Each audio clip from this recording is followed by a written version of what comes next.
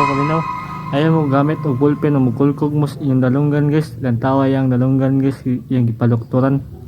Lantawa niya guys, lantawa. Nila ng doktor ang takip ng ballpen mula sa tenga ng lalaki. Ginamit niya ang ballpen para kamutin ang loob ng kanyang tenga ngunit nawala ang takip sa loob. Sa ibang pagkakataon, may isang taong patuloy na nakaririnig ng kakaibang clicking sounds sa tuwing iginagalaw nila ang kaniyang panga. At nung kanilang suriin ito ang kanyang naririnig. Hindi